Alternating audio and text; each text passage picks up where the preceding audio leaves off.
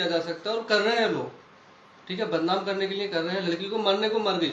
यकीन मानिएगा, मेरी बहन थी, जिस वक्त उसके जनाजे को नहलाया जा रहा था, गुस्ल दिया जा रहा था, जब उसके बदन से कपड़े उतारे गए, वहां पे नहलाने वाली जो लेडीज थी, क्योंकि जेंट्स कोई भी नहीं जा सकता, लेडीज ने जब वहां पे देखा, खुद उसकी माँ वहां मौजूद नहीं थी, लेकिन देखने वाले वहां थे मौजूद। मेरी माँ, मेरी अम्मी, मेरी वहां मौजूद थी, लड़की की बुआ है वो, मैं फुफेरा भाई, ठीक है, वो मेरी मोहरी बहन थी, वो मौजूद थी वहां पर। उन्होंने देख के चक्कर आ गया था उनको। क्यों?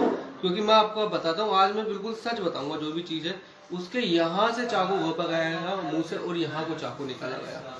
ठीक, पहला चाकू यहाँ से घोंपा, यहाँ को निकाला गया, दूसरा चाकू उसके यहाँ मारा गया, सीने पे यहाँ भी मारा गया, गर्दन पूरी अलग कर दी गई थी, पीछे से गर्दन इतनी जुड़ी हुई थी, इतनी गर्दन उसकी जुड़ी हुई थी, पीछे से सब कुछ काट देगा, पूरी गर्दन अलग थी। ठीक, उसके यहाँ पर इस जगह चाकू घोंपे गए थे, बचाने की उसने कोशिश की थी, उसके चाकू उंगलियां यहाँ से कटी हुई थी। ठीक है, पूरे फोटो वगैरह जितने मिले मैंने सोशल मीडिया पर डाले, उससे ज्यादा हम कुछ नहीं कर सकते थे।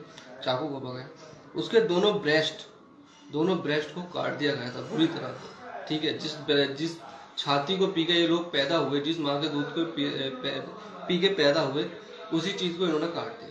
अल्लाह अपना रहम करे। मतलब इन लोगों ने इतने ज्यादा बुरे थे कि मैं अपनी बहन के बारे में मैं बता रहा हूँ, माँ बाप के ऊपर क्या बीती होगी आप लोग खुद देखिए, क्या इतनी बड़ी बात थी। ठीक है, फिर वहां पे उसको मतलब जो उसके प्राइवेट पार्ट थे, यकीन मानिए प्राइवेट पार्ट को इतनी बुरी तरह से काटा गया था, बहुत बुरी तरह से। देखिए, मैं ये भी कह सकता हूँ कि हो सकता है कि हमारे साथ इतनी बड़ी साजिश रची जाए। 4 दिन हो चुके हैं, 5 दिन, 26 तारीख की रात से लेकर के अभी तक, आपके सामने 1 तारीख आ चुकी है।